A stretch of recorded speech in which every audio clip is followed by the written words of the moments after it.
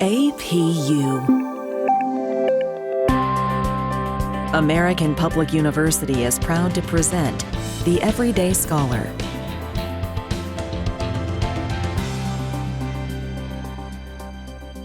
Hello, my name is Dr. Bjorn Mercer, and today we're talking to Dr. Jameelah Powell, faculty in the School of Health Sciences. And today we're going to be talking about summer health hazards. Welcome, Jameelah. Thank you. Thank you for having me back. Of course, I love our conversations and summer health hazards, although it sounds ominous and a little dangerous. It's important to think about before the summer comes and we all start going outside and having fun. But there are some things out there that we need to be wary of. And so the first question is, what are some summer health hazards out there? Well, I think summer is a time to have fun and enjoy, but I do think people need to be cautious because I think what they do is it's summertime and they throw caution to the wind and they just enjoy. But I think you do need to think ahead. I think that's the first thing is plan wherever you're going. Make sure you're planning, make sure you're bringing the correct items so that you're not sort of stuck somewhere, getting a sunburn, things like that. The thing with the summer is the heat. And I think when we think of summer, we think of picnics, we think of gatherings, we think of seeing barbecue, seeing family and friends. And one of the things that happens is we get a little carried away with our time, chumming it up with family, and we sort of forget about the food. And things like potato salad, things that have mayonnaise in it, things that can go bad really quickly, tend to stay out much longer than we would intend if we were in the house. So that's the first thing that I would probably caution people against is making sure you watch out for your food. The other thing is just heat related stuff, heat stroke, and people can also have heat exhaustion, which is a little milder than heat stroke, but that's a really big, I think, issue. And just things like sunburns, things like going swimming, making sure you're looking at where you're swimming, the quality of the water. So those would be sort of my major things is heat related issues. And then I would say diseases that are sort of related to the weather.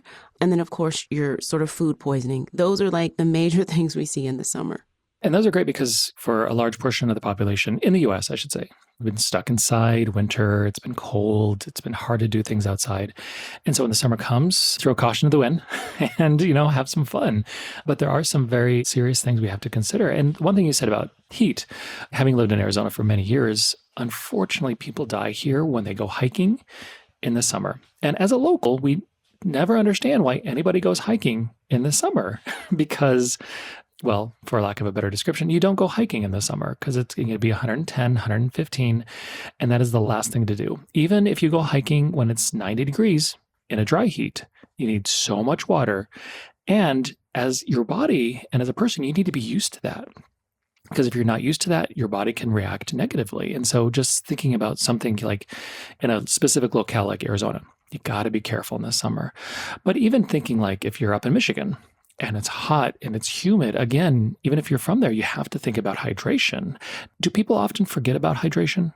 Absolutely. I think even during the winter, we don't, as Americans, drink enough water, I think. And I think a lot of that has to do with busyness. I think some of it has to do with just not knowing how much is enough water for your body because everybody is different. You may need more water than I do. People who have chronic health issues may need more water, and just your lifestyle and your eating habits really determine how much water you need. So if you're a diabetic, you probably need to drink a lot more water. If you exercise a lot, you probably need to drink a lot more water because you are expending a lot more energy. You're probably sweating more.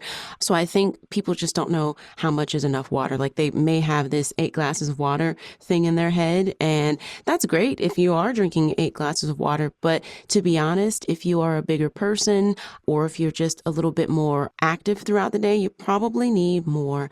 And I would imagine that if you're a coffee drinker or if you like to partake in alcohol, especially in the summertime when people are enjoying and having fun, you're going to need more water because caffeine and alcohol can be very dehydrating. So you need to replace that water. So there's kind of a mixture of things going on in the summer. You've got the heat, which is really tiring and can deplete a lot of your water storage. And then you also have you're just sweating more, and you're also just maybe drinking a little bit more.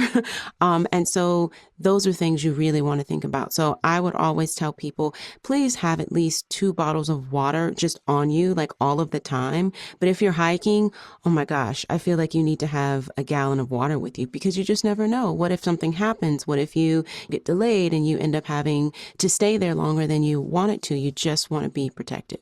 And something as simple as water, we, as contemporary humans, and especially in this country, we just assume water will always be there.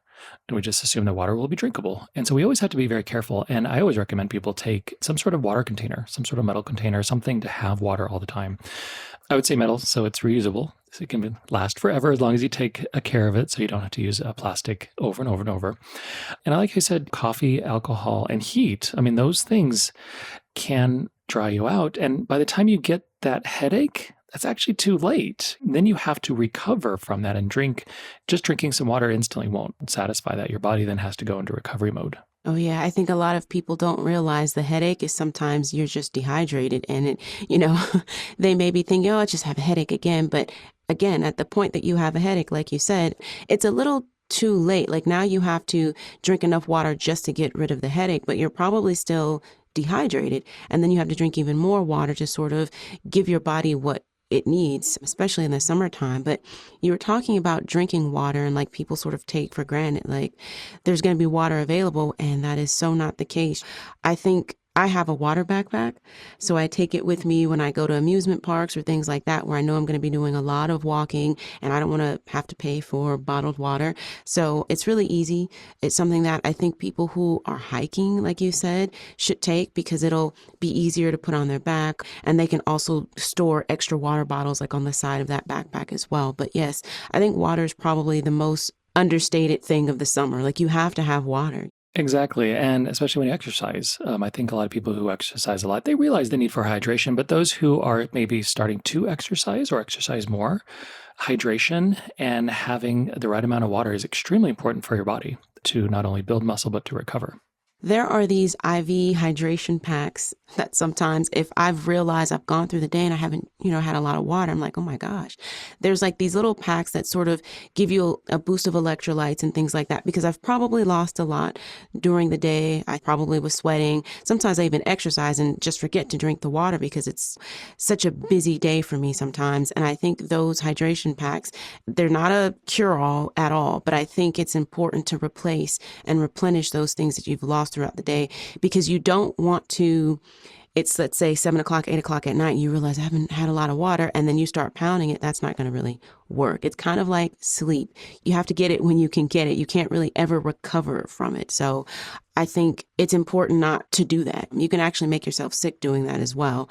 So I think it's important, if that happens, just drink something that has a lot of electrolytes. And I'm not going to suggest Gatorade or things that have a lot of sugar, but there are things that have some electrolytes in it that I think can just sort of help, especially if you've gone throughout the day without drinking too much water. You just need to build that back up in your body and then try again tomorrow.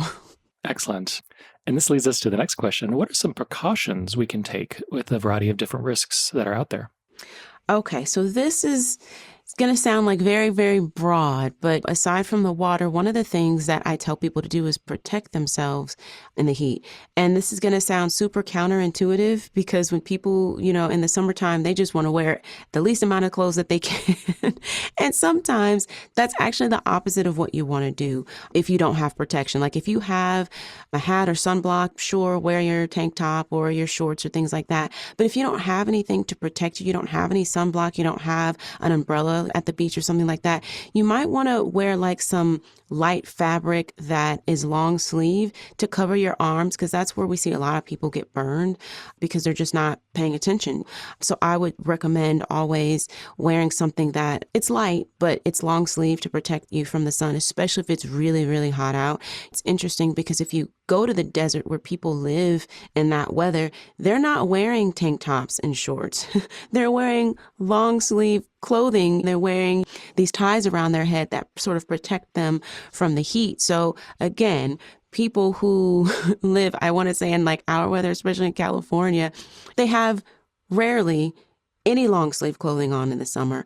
And I think people just don't think about that. But folks who really live in that type of weather understand the importance of being protected because the sun can do a lot of damage. So I think wearing the proper clothing, that also includes wearing a large brimmed hat. I think that's important. Also, your footwear is kind of important. There's a lot of foot injuries during the summer because people like to walk around with either flip-flops or barefoot. And there's a lot of injuries that happen, whether you're stepping on something, a nail, or sometimes we have, this is sort of going to lead me into my parasite discussion. There are parasites that live in the ground. So you have to be careful where you walk. So it's always important, I think, for people just to take care. Like, don't just go out. It's summertime. Let's just be free. You still have to protect yourself because there are a lot of injuries, I think, that happen in the summer. So wearing your light clothing, long sleeve, your hats, making sure your feet are protected. The other thing is making sure you're wearing sunscreen, because sunscreen is going to protect you from the sun. And the thing with sunscreen that I think people forget is you have to reapply it. If you go into the water or if you're sweating, you need to make sure that you reapply it. And you also need to make sure you're wearing the right level of SPF. You know, there's 15 and up, like you can go 15 all the way up to 100, I believe. 15, I think, is kind of low, especially in the summer. So I think researchers recommend 30 and up. And if you have darker skin, you probably want to go with the 40 or 50 and up.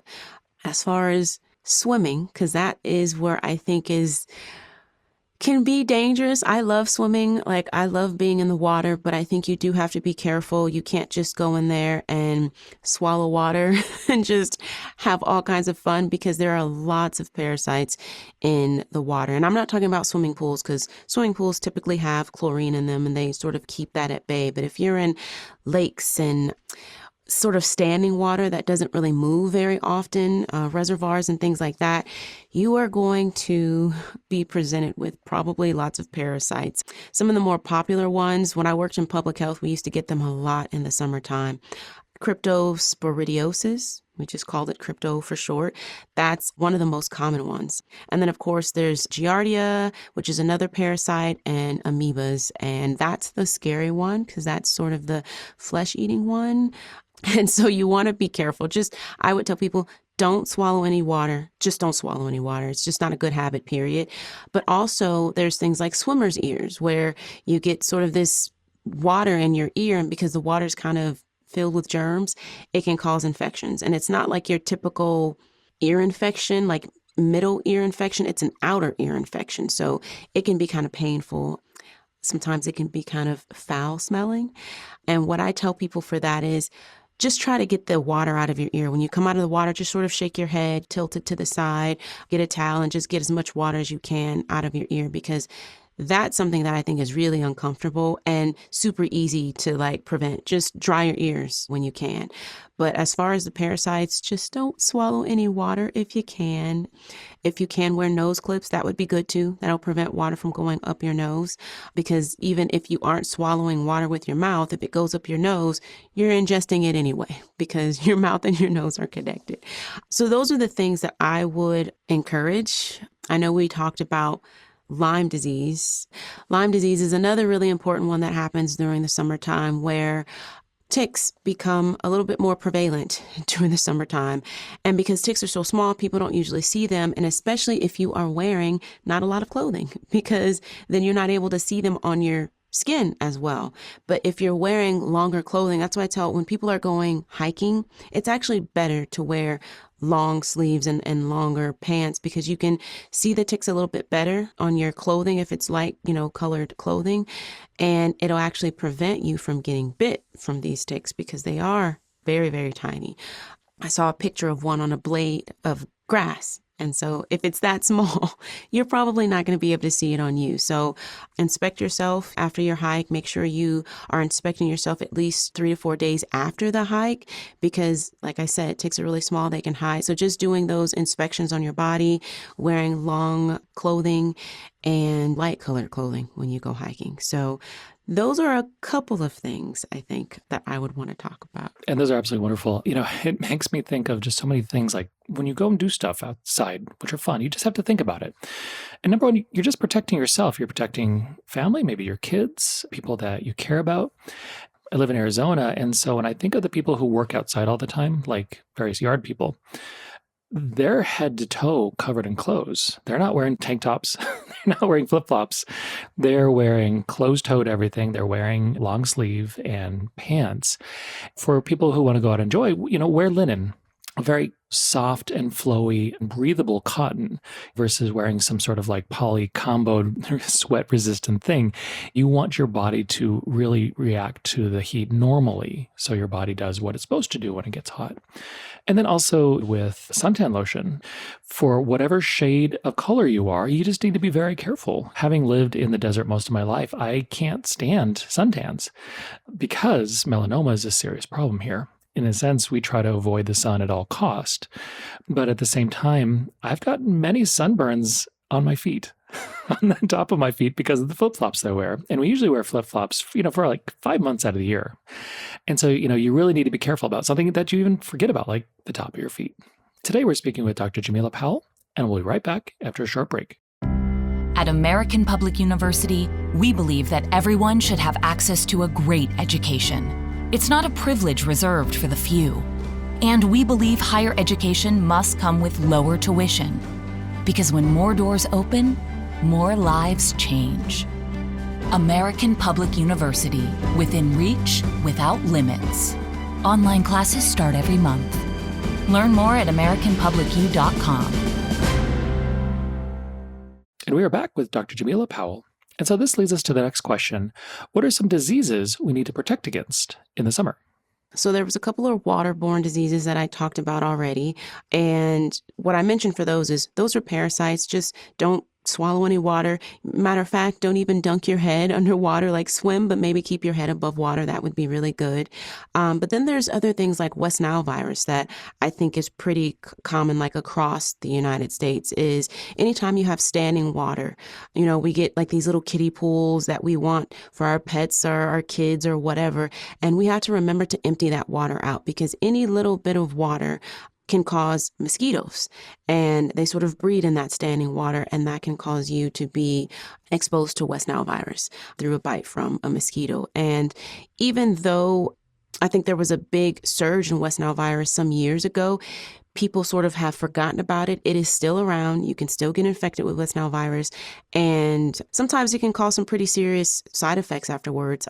I feel like in a way, similar to COVID, you can have long West Nile virus, just like you can have long COVID. You can have symptoms, body aches, and things that last for a few weeks to a few months. So that's one that I would really be careful of. As I mentioned before, Lyme disease is something that you really want to be mindful of in the summer, especially if you live where there's a lot of trees and bushes and things like that, if you live in those areas, because that's where animals with ticks, like to be. And so it's kind of important just to be mindful of that. It's usually more common in like the northeastern states, but I was actually reading some research a little while ago, earlier this week, and they found some in California, in areas of California that they didn't think that they would see it. So you just have to be cautious. You just never know. The other thing that I would mention is probably just skin cancer. I think you mentioned it a little while ago, but skin cancer is something, like I said, people don't always think about. You mentioned like the tops of your feet when you have flip-flops on. And so when you are putting on sunscreen, you want to make sure you cover every area that's exposed, the back of your neck, your arms, and the tops of your feet, because I think a lot of people forget about that. They usually like their nose. When I go to the beach and I see people with sunscreen on, I always see like the nose. Like people always have it on their nose. I see them putting it on their arms and their legs, but I don't always see them putting it on their feet. And sometimes I think people forget, how do you put it on your back if you don't have anyone there to help you with that? So, just be mindful of that. Skin cancer is real and anyone can get it. I know even as an African-American myself, I think in my community, people are like, yeah, I can't get, skin cancer. I'm like, you absolutely can. You absolutely can.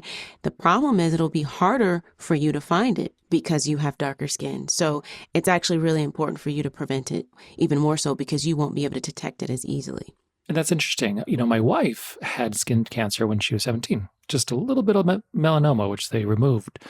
At that point, you're like, how did she get it? She played soccer, club soccer for many years. So she was outside for years, essentially practicing. But at the same time, There's thousands of other kids who do the same thing and don't get it. The randomness of sometimes getting skin cancer, but you can always prevent it.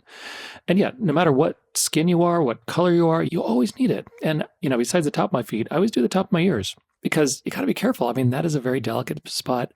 And when you're talking about ticks, I remember getting ticks on myself when we lived in Greece. I was probably 7, 8, and we would just run around everywhere on the island of Crete. In Greece, it's very Mediterranean, probably very similar to the LA area as far as like the scrub and the climate. But I remember multiple times getting ticks, and luckily nothing ever happened. But I think as a parent, if you have kids who go out and run in fields and obviously have fun during the summer, it's on you to really check your kids for those potential ticks. And obviously Lyme disease is like worst case scenario. Oh my gosh, that happens. But even just to get those ticks off before something could potentially happen. Mm-hmm. There is a process to getting the ticks off. I mean, you mentioned something that I just thought about, but I was also in Greece as well. And I was not in that particular area. I was in somewhere, Santorini. It was extremely hot. I almost felt like I was walking on the sun. It was so bright and so hot there. So I know there weren't any ticks around because there weren't a lot of foliage. There just wasn't a lot of that. So I can imagine in tropical areas, though, where the weather is really warm like that and sort of even humid.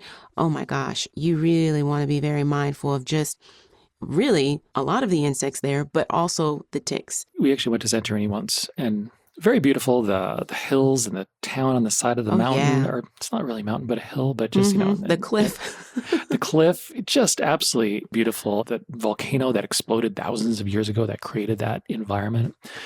But no, Greece, like many Mediterranean environments, much like the LA area, rich and beautiful, lots of plants, but also a lot of insects. So like with anything, you just have to be careful. Now, for those who might be taking trips outside of the country, what should you do before you go there? I think one important thing that I always do is check the weather. Before I go somewhere, I want to know what the weather is going to be while I'm there, because you need to be prepared. And this is sort of where I started, like knowing where you're going, knowing what you're doing. So if you're going to be going, especially outside of the country, to a place where you have not been before, you want to know the weather. You want to know what it's like, because even though it may be summer here for us, you may go to a country that is either above or below the equator, and that may not be summer for them. And so you are preparing with summer clothing and it's actually raining there. So know the weather, know what it's going to be like, know what is endemic to that area. And what I mean by endemic is like, what are the issues? What are the health issues that typically occur, most commonly in that area? Things like tick-borne issues. Like I said, those are sort of endemic to northeastern states, where I feel like those people sort of are aware of it. But in other countries, West Nile virus, malaria, diseases that aren't as common to United States, you may need to find out, like, what are those things that are common to this country that I'm going to that I'm not familiar with? Things like yellow fever, stuff like that. You may have never even heard of it. So I would say do research on that country, do research on the area that you're going to, so you know what are the diseases that I need to protect myself from. A lot of them are mosquito-borne diseases. So it's important to know, how are you going to protect yourself from mosquitoes? Make sure you get the spray. Make sure that you have clothing that you can cover yourself up at nighttime if they don't have mosquito nets, or if you're going to be outside, how are you going to keep the mosquitoes away from you? So I think those are really important. Again, with water, that's another thing when you go to other countries where the hygiene practices may not be the same. So animals and people are bathing in the same reservoirs of water. That's something that you really need to be aware of, because that means that water is probably going to be infected with diseases that you may not be exposed to out here in the States, or that you may not be familiar with. So it's kind of important to know that, what are the practices, what's the culture here, and what happens if I do get exposed to something? Do I bring that with me so that I can treat myself? Because you may not have access to it depending on where you're going. If you're going on safari, it just depends on what type of vacation you're having. If you're going to a all expenses paid resort, maybe a little different than if you're going to a more rural area where you're trying to be with the people. You may need to bring some stuff, because you may not have the ability to get it if you actually need it. Exactly. And for those who can take vacations outside the country, which is great, and if people are lucky enough to do that, just be aware that not everywhere is like the US. Not everywhere is like Canada. And even not everywhere's like Mexico, honestly. When you go down to Mexico, it's a great country. But as with anything, you have to be careful about the water source anywhere you go. Or even to Canada, where, in the summer, lots of bugs. Everything's alive in Canada. And it's not covered in snow. Or you go down to Mexico and you go down to Yucatan and you're getting closer to the equator. And so, a little more jungle. Or you go to Baja and it's a little more like LA. Just know where you're going so you can be prepared. Absolutely wonderful. Any final words, Jameelah? Take care of your skin in the summer. Drink water and be prepared and make sure you wear your sunscreen. And I think if you can do those things, I think you'll be good. I love that. And take care of your skin because we're going to have the same skin, essentially, from the age we're 10 to 40 to 80. And if you take care of your skin throughout your life, hopefully it'll look as beautiful as it is today. Yeah, it's your largest organ, so take care of it. You're not going to get any more. Exactly. And so today we're speaking with Dr. Jameelah Powell about summer health hazards. My name is Dr. Bjorn Mercer, and thank you for listening. For more information about our university, visit us at studyatapu.com. APU, American Public University.